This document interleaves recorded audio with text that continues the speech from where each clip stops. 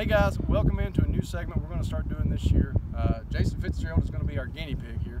We're calling it 100 Yards With, and obviously today it's 100 Yards With Meigs County football coach Jason Fitzgerald.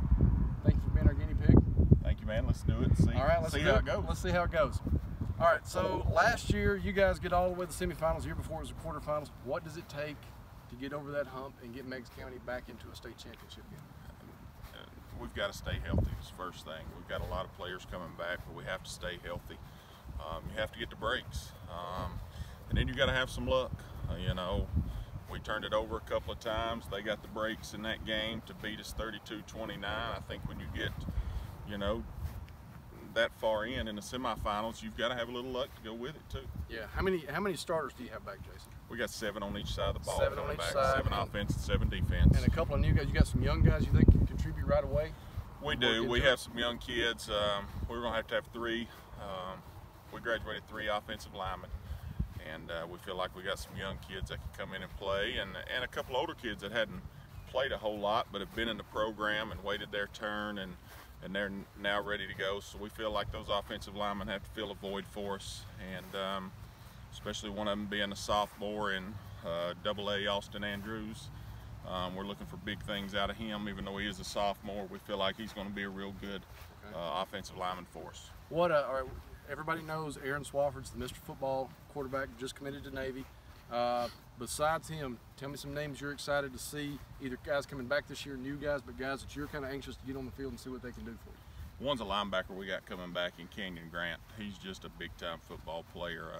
Put him at linebacker last year for the first time ever, and he made some big plays. Brady Blevins will be coming back on defense as a linebacker. Jair Beeler's coming back as a linebacker. So got a young kid named Hagen Lowe. Maldonado's coming back. You know, that linebacker core we got coming back, we really look forward to seeing what those guys can do on Friday night.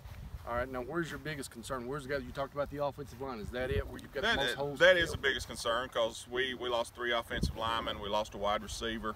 We feel good about the young kid that's coming in to play wide receiver. We lost 1 in the secondary, 1 on the D line, and 1 at linebacker. So the offensive line as a whole is the biggest. I wouldn't say worry, but the biggest thing we need to get right. Not unknowns. That's exactly right. What? Okay, talk to me a little bit about the atmosphere in Meigs County for the people who haven't been here. What's it like here? For me, it's one of its top 2 or 3 atmospheres for a home game I've been to, just from start to finish. And kind of what that means. You've been to the Hickson, Ray County. You've been all around. And I remember one cold playoff night, you and I turn around looking at the crowd at Hickson, and there were more people on the field between the 2 teams, more bodies there than there were in the stands. And yeah, I said, Jason won't be here much longer. You came to a place where football is important. What does that mean to you? I came to a place where everything that happens at Meigs County or Meigs County High School is important. It's not just the football team, it's the basketball team, the men's, the girls basketball. The gym's going to be full. When softball playing, it's going to be full.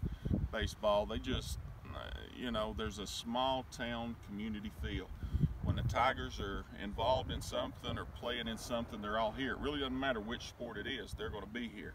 Now football, it's really been good. You know, you can come maybe starting on Thursday night and they're already putting their seats in the bleachers, and you get here by the time school's out Friday and there's 200 or 300 seats up there already. You know the people are going to be here. The kids feed off that, the community feeds off that, and you know, and it's just a good place to be. And again, it's that small town feel. A lot of the bigger cities don't have that because the communities don't feel connected to their schools. But at Meigs County, everybody that lives in Meigs County loves the orange and black. When I got here last year for a regular season game, it was about an hour before kickoff. This stands, if you want to pan and see just how large the stands were, completely packed from rail to the students were in right here, right on top of the field, from rail to rail, hour before kickoff. Music was going, guys were getting warmed up. Just an incredible atmosphere, and then the way that you guys, brought the kids out through the smoke and all that stuff.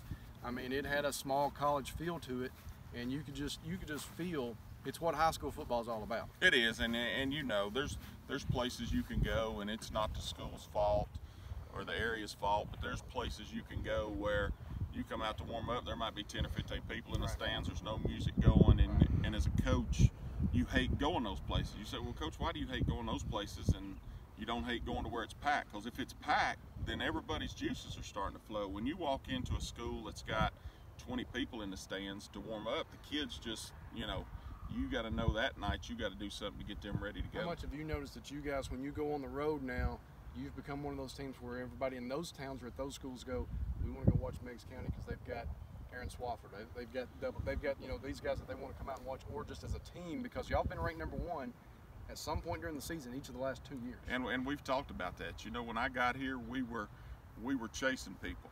We were the hunter.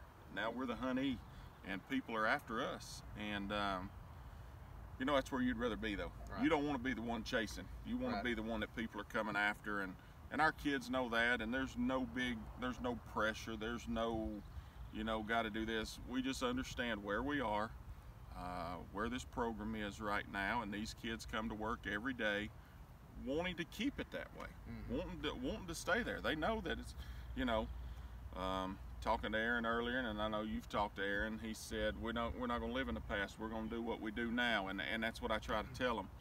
Whatever we've done the past 2 or 3 years does not matter. It matters what we do in 2019, and we've got to keep that focus and take it one game at a time, but we're not going to shrug anything off. You know, we want to be ranked in the top, and we want to end up in Cookeville. Now, there's a lot of teams out there, and Oneida and Rockwood and Cumberland Gap and Wartburg, those guys in our district are going to have good football teams. They're going to try to knock us off, but we want to be on top, and that's where we want to be at the end of the season as well. If you can get back to the semifinals where you were last year, it's here. It would be here. It's your turn to host. It's our turn to host. Flip-flops. Last thing we'll let you run. It's a new scheduling season. Talk about some of the games you're going to have here that you're excited for. I mean, I know all of them, but some of the ones maybe outside of the region. And then the road game, there's one alma mater, and you guys are going to knock heads, and that's going to be a lot of fun. Outside the region, you know, we tried to bump it up a little bit. We got to Trousdale County and saw some speed that we hadn't seen before, and not that we couldn't run with them, but just how fast they were. So we've added South Pittsburgh. We're going to go on the road to South Pittsburgh, and that's going to be a great atmosphere. I've been down there before with the team from Hickson, and we've added Greenback. Greenback's coming here, and you know what Greenback's done the last few years, and they've got Holden Willis, the receiver, and then they got the Bailey kid that's got 30 offers at defensive end. That's going to help us. And then we got 5A Clinton coming to town. So, you know, our schedule is Greenback the first one here? Greenback is the first one here. First game here, that's what I thought. So, Second week of the season. Got to respect a guy who, I mean, Greenback is a team that's been either in the mix or has won or played for a state championship in 1A pretty much for the last handful of years. So that'll be a great atmosphere for that one. So, guys, you know, we've got just a little bit of time. I mean, it might feel like it's a long way off, but we're just a little bit of time for these guys to start getting prepared. They're going to have some agility stuff they're going to be working on this afternoon. Going to get a little closer. We'll have the dead period for a bit, and then we're going to jump right into our preseason coverage. We look forward to, you know, hopefully bringing a lot of really interesting interviews and good coverage for you guys with prospects and coaches to kind of get everybody amped up and excited for the season coming up. Jason, we appreciate it. Stephen, keep everybody thank you, healthy. We'll be back when at some point, at least during the fall, if not before then. So we thank you guys.